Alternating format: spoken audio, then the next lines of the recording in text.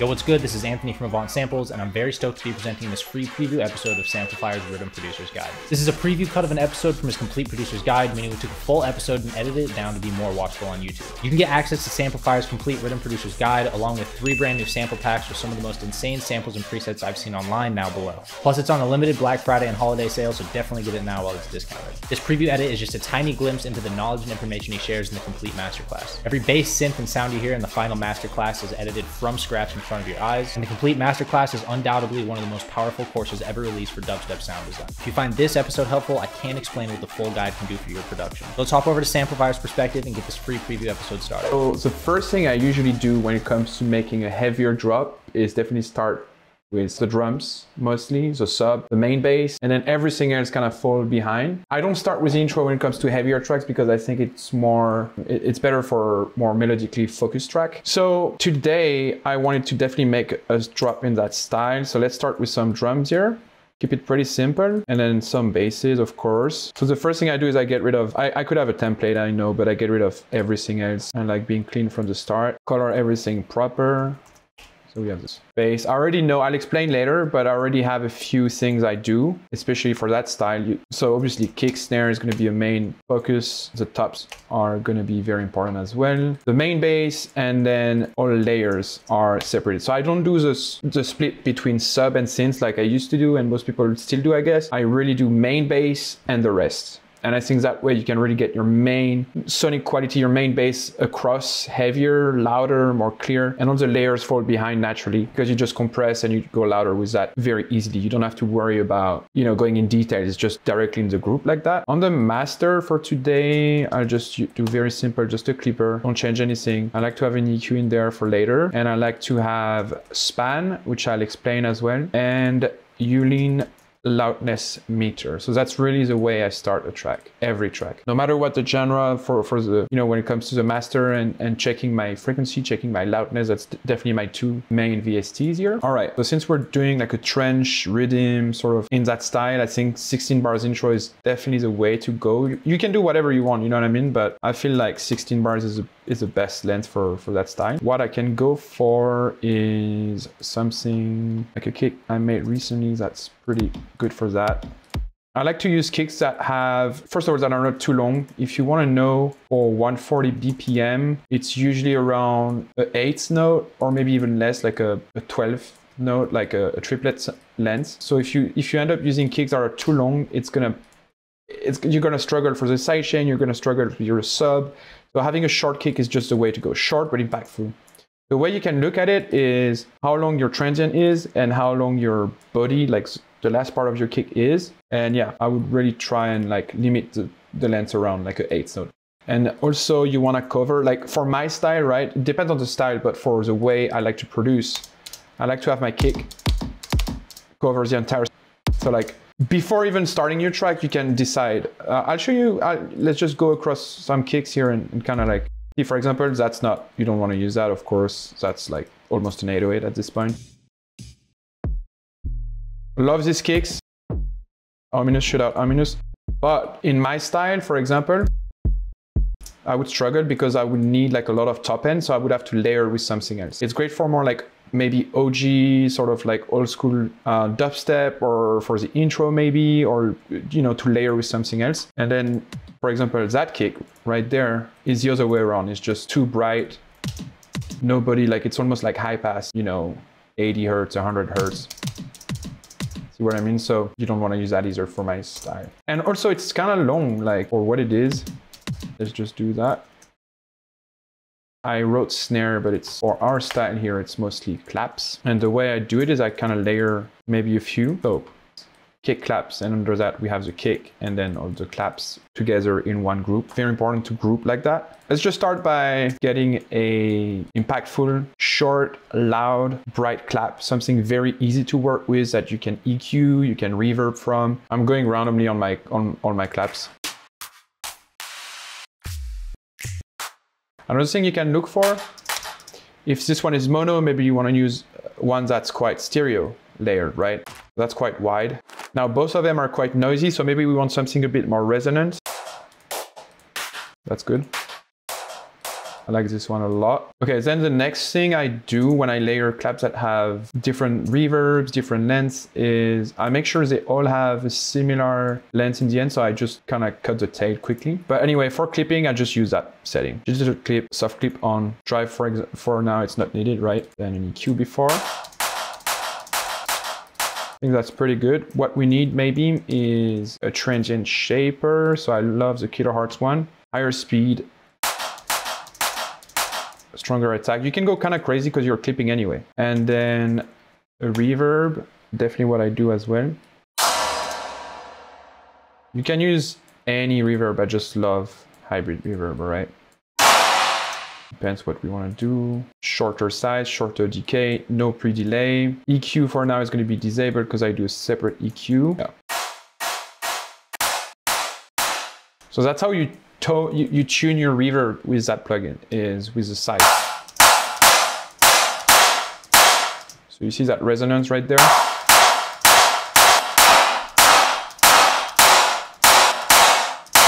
Another thing I might do here, to be fair, is tops everything, hi-hats, rides. Keep it simple. I'll just keep it simple for now, to be fair. I might use my old pack because I love these. Actually, you know what? I'll show you how I made that because that's pretty cool. Take any hi-hat that has that very bright, super standard cashmere hi-hat, right? Nothing crazy, it just works. However, with a vocoder, probably overdrive, probably an EQ as well, we can make that sound better, I believe. Let's start with overdrive. Tones all the way up, dynamics down. Dynamics creates that, you know what I mean? So I try to avoid it it's just an effect that I don't use as much. So dynamic, usually I turn it down for most cases. Sometimes I might use it up for vocals, for specific styles where I need it super distorted like that. I use it to like kind of almost act as an EQ. So you see super bright. Let me add a bit more here. Turn down that here right there, 1K, around 1K.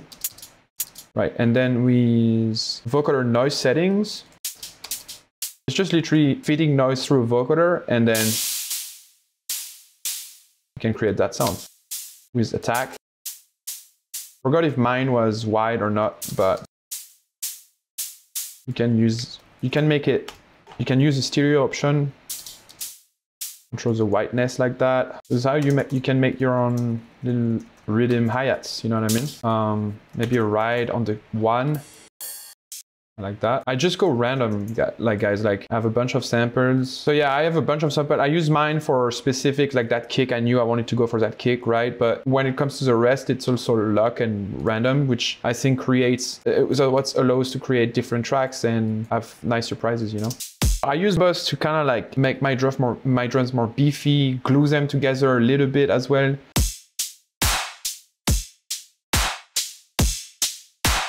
All right, so let me now to kind of like my main bass group. I'll try and use Serum, guys, but I may switch to Reason later on, you know, just for different flavors, different styles. It's also because what I use mostly lately, right? But let's do for now. Also, if you notice that in some cases, your track sounds either the sub is too high or too low, or you struggle to have your sub sound right. The truth is that most subs in dubstep are between, say, C# and F#. That's where the sub physically hits the best, your body, literally. If you go higher than that, it's gonna be too high. If you go lower, you might not hear it unless you're at Lost Lands or in some insane stages where they have that insane sub settings, right? But I would stick between D or maybe C# and maybe C, even though C I wouldn't recommend, is very low, and F# maybe. Anything above that is really, really like challenging. You can make it work, but it is quite challenging. So let's do like a nice, easy, conventional D# for today, just so you guys follow what I do, and just so you know that as well. It's very important to know that if you don't know, because I didn't know at first when I was producing, and it took me time to realize that. All right, okay, so let me just leave a bit of room for my quarter note here. Let's say this is a sub. So yes, you could do that with any, you know, anything really, because it's just a sine wave. What's important though is to create movement with the volume. So something around half, like it's already a lot, minus 12 dB of range. And then we can go -3, or actually, you know what? Let's do the right thing. and go using shift and down arrow, you can an octave quickly. You might not hear it if you don't have big speakers or headphones, so definitely use headphones. Now, one thing I might do is either distortion or work with the harmonics itself. All right, one thing I do as well, it's very subtle, but it's doing a bit more attack and release.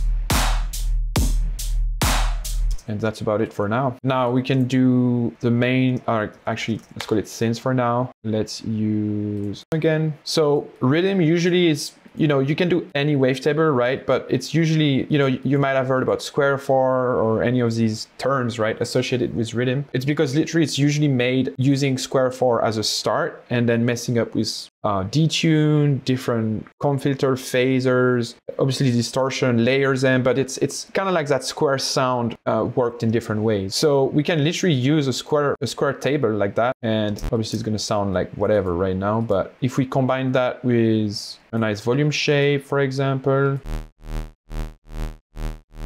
and then we could either detune, I'm going to do both, right, for today, but we can either detune that square, record it, and now we have square 4, for example, and scroll through that wavetable, or we can just use comb filter or flangers, right? One that I've been using recently is the CMB HL6 plus. You can do plus or minus, by the way, and you see you already have that.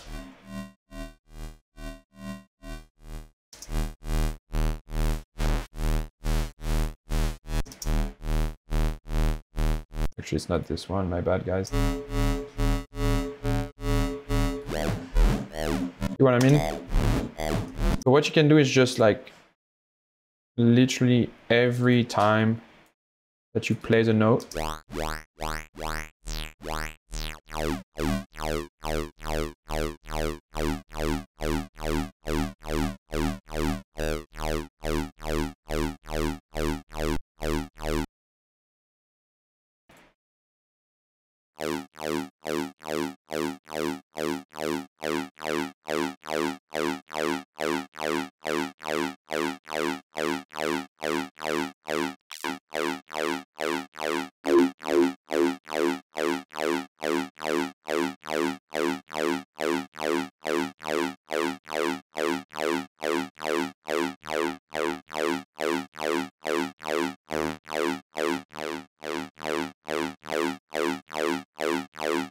right, let's go back here, do my pitch range.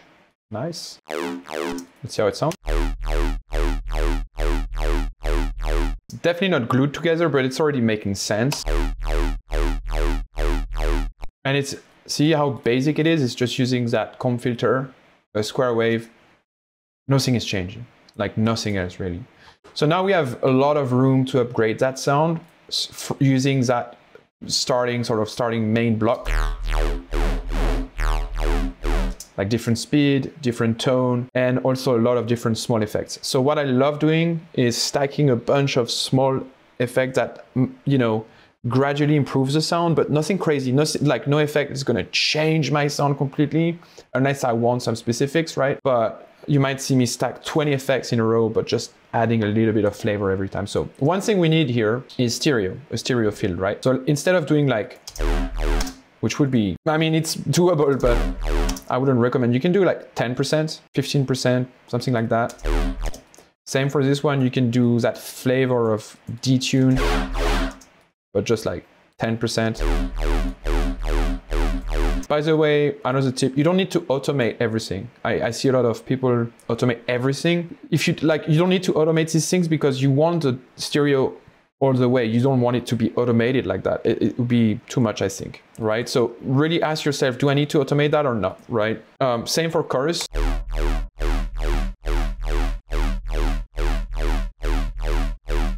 What we can do, cool trick, we can do quarter note here. The way it works is you have 2 delays, and every delay, the timing of the delay changes to create that detuney sort of. I can do, see, like,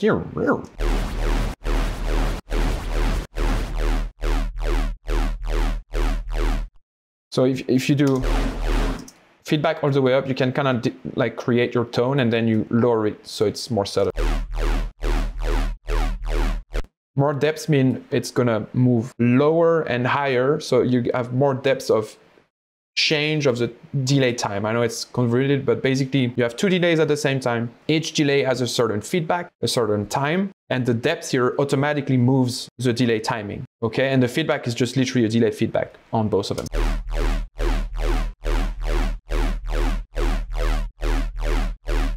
I kind of want that.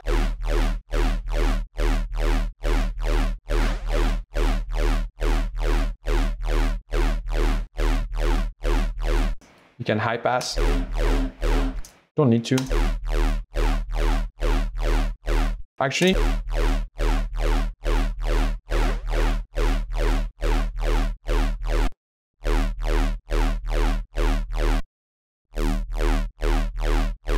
it's already quite a big change here. Let's see what else we could do. All of this could be done, but I'm just trying to think ahead here. I want a fat sound, so maybe I could do a bit of distortion here, actually. I mean, we could use tape saturation.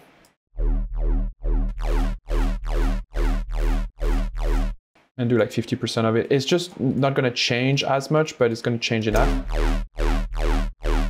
You can also use it as a, like almost like my overdrive thing.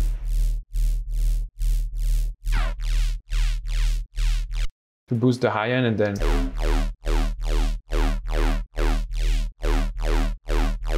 nice. We could also do another layer of metallics. So by the way, every flanges here, except the phaser a little bit, and every combs, all pass, reverb, all of them are based on delay or resonance. So you're resonating certain frequency. It's essentially almost like delays. For example, if I do a simple comb plus, like, it's a delay, right? If I go super low, 8 hertz, the delay, right? And you can know the note. You can, like, by knowing the frequency, you can deduct what note you're playing, right?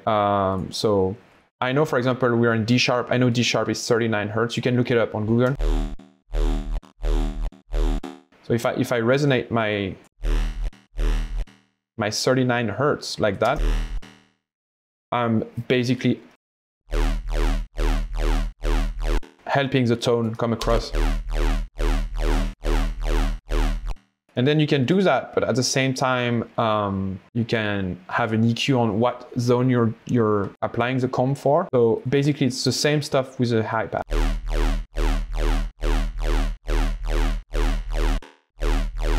And what you can do as well is, and that's where off is important, is over time, maybe slightly change it.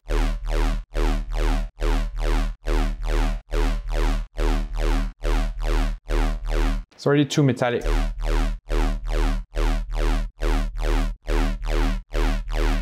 So yeah, as you start stacking effects, it's so important to go back and control them, because you quickly, with serums, the thing is all of them are quite intense. So it's easy to get lost and forget like the first sound that you're interested in, which is that sound. I think the chorus is too much.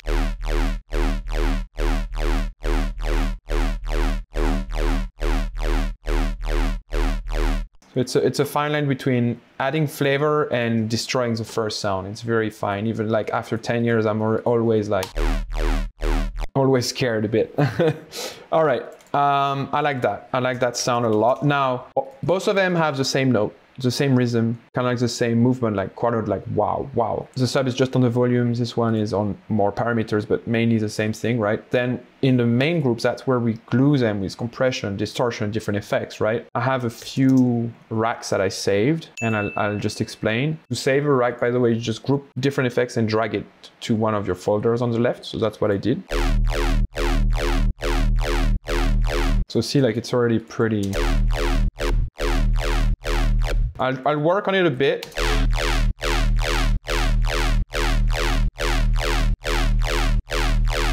And break it down. let's break it down. So I start with very simple sound. I apply a bunch of effects, and then I sound design through that effect group. It's very important to sound design into that effect group, because at the end of the day, that effect group will create kind of like a main tone, a main color, but then if you sound design through it, you can improve by going through these effects, if that makes sense. So what I had here, what I created for another track that I reused today is disperser, fat disperser on the low end. What it does is delaying the sub from the synth, so kind of like splitting them a little bit over time. And it's doing that by dispersing the phase. I don't really know in detail exactly how it's done. You can also do that by stacking a bunch of EQ3. Use disperser if you can, if you have it, I recommend. I also do a lot of that rack, I'll explain. It's like a low-end booster. You can call it like that. I split high and low, and then on the low, I just go nuts with distortion. In that case, I have dynamic tube 50%, which creates that sowy, even harmonics sort of distortion. And then another saturator to reclip it. I had also another option, I guess. This one. Different flavor. Without. Very empty.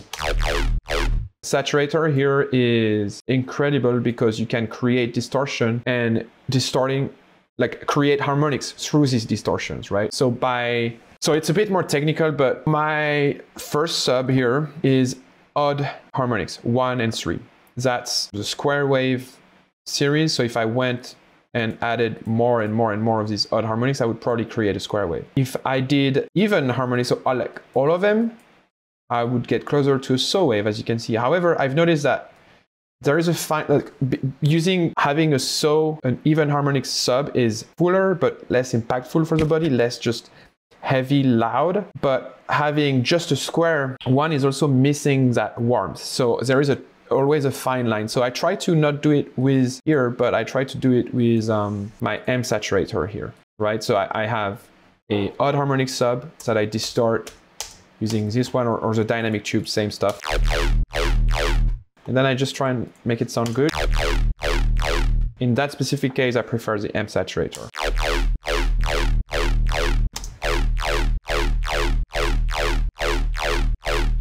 Okay, another one I have, one of these low-end booster options, I guess, and this one is wild but insane, is a combs from Serum Effects. So you have it around like 40, 50. And then I have to turn down the low a bit, I've noticed.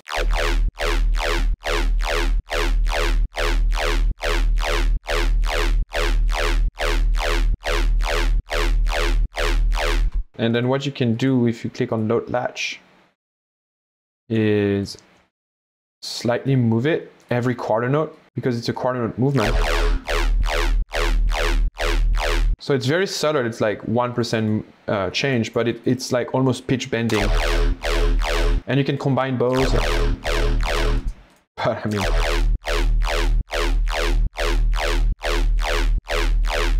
and find the sweet spot. See? Very loud, very aggressive, very over the top, but I mean, that's what we're making today. I need to decide now what I prefer. I think I prefer the Serum Effect. I also had another one saved up, one of these rack low-end booster combs, which is specifically that setting I just did, but I guess slightly changed maybe. Oh yeah, an overdrive. All right. Bit much, it's a bit loud, it's a bit...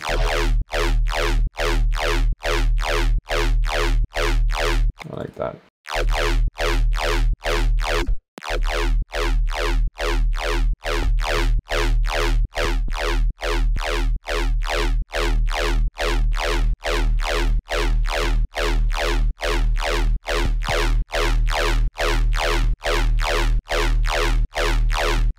Bit too loud.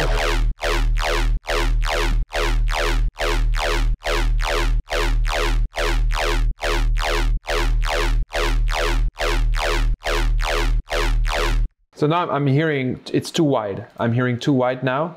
I have this one creating the whiteness.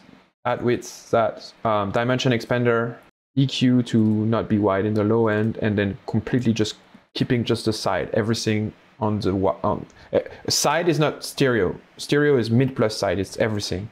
Side is stereo minus the mid being the mono, just everything in the center. So if you have a dimension expander and just take the side, you create a perfectly a perfect side image that's mimicking what you have in the center. However, because I'm already quite wide to start with, it's a bit much. So let me turn down all of these guys. Yeah. So yeah, that disperser plus low end booster combo is insane.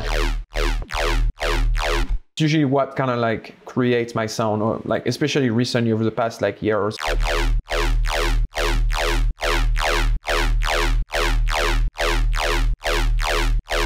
Right, in the bass group now, by the way, let's listen with the drum.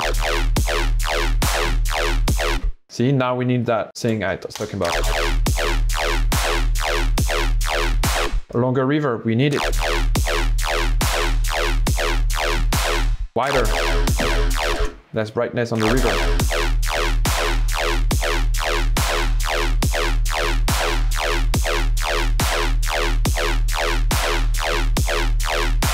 See my side?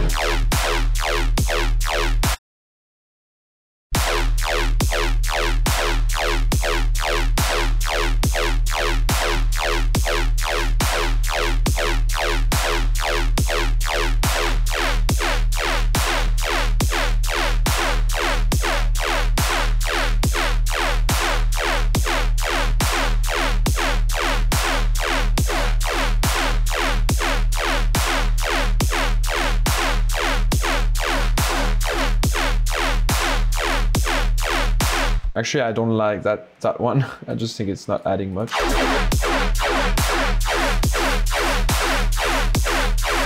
Yo. See, as you see, like I'm not automating much. I used to automate everything at once, but I've noticed it's just over the top. It's not actually pleasing sound most of the time.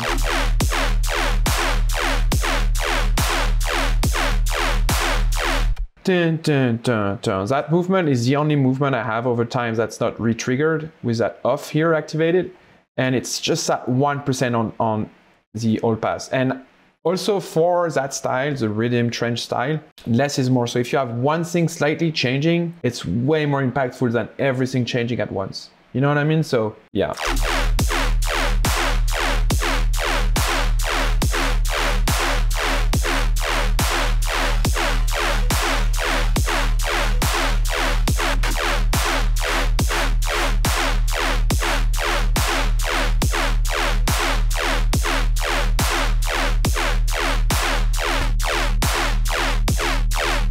All right, so next step, oh, by the way, let's just explain what I did here. Just going back to that width channel, Dimension Expander is a widener plugin that's just literally almost like a Hass effect, but that keeps a mono signal cleaner. So it's the same principle as having the sound a bit on the left before on the right, using delays, and the timing is here. So that's way longer effect. So like you can hear like dum dum, left, right. You know what I mean? And this is way shorter. So you still have the same whiteness effect, but it's so short that it's almost like it's just on the side. You don't really hear the left-right thing. And by just keeping the side here, I'm able to have a perfectly side image of my sound. By the way, let's listen to the side of my track. The side represents my main bass, right? It's important to have the side matching the tone of your track. It's not as clean and detailed and crisp, of course, but it's not too bad.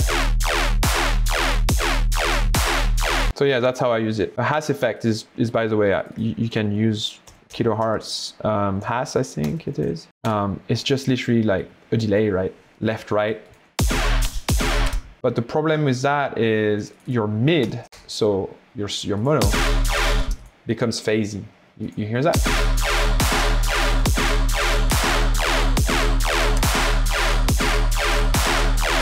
Where mine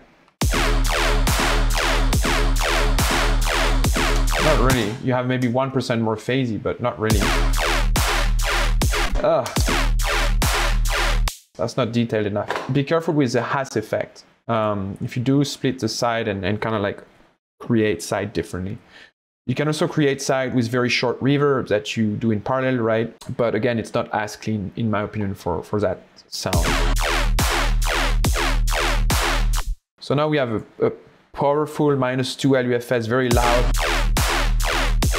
Like kick, snare, top, sub, main, sub synths creating my main bass. It's what I'm going for quickly. And then we can start actually making the track, you know what I mean? It's almost could be my template that style. But it's important to do it with you guys. I kind of want to create more flavor in these ones, so let's just do a bit.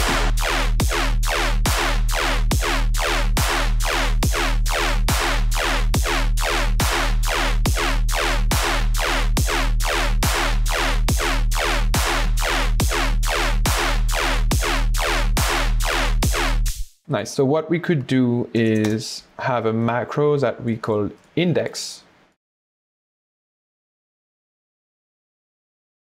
Right? That's just going over.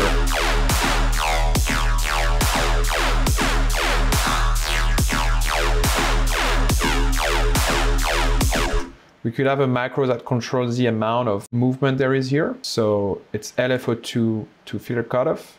Macro 2, and it could just be movement, right?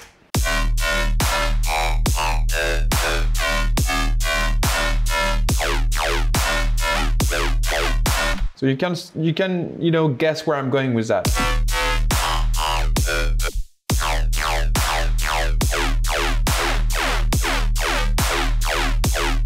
It's already pretty obvious that it's a Riddim sound, right? But now we need to automate that and create a song from it. It's not just, you know, never let it sit like that in sort of like a template, like default settings. So what else could we do? We could work with the pitch. And what I love doing is going in that the MIDI control settings. As long as you have everything set up on +12, -12, you're fine. You can just copy and paste your MIDI. So let's do it on the sub first, I guess.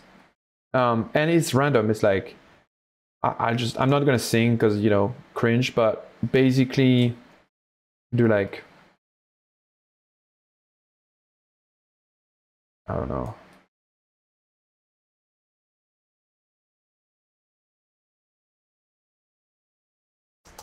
For now, like maybe that, I don't.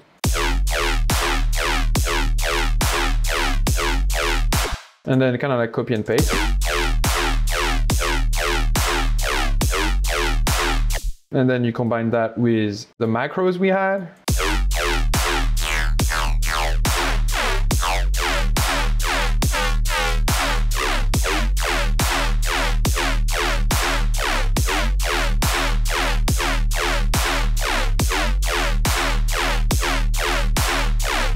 Now it's a lot of parameters to have in mind, to just have in your brain, like constantly, like index, movement, speed, pitch, that delay we have, all the effects we had after it. You know, that's why it's so important to start from a very simple base, like very simple starting point, right? Because then you can stack a lot of complexity and still remember and kind of process what's going on. Yeah, so next episode, we're gonna be working on the intro, possibly the build up, and adding fills to that main bass. Yeah, super excited. See you guys on the next episode.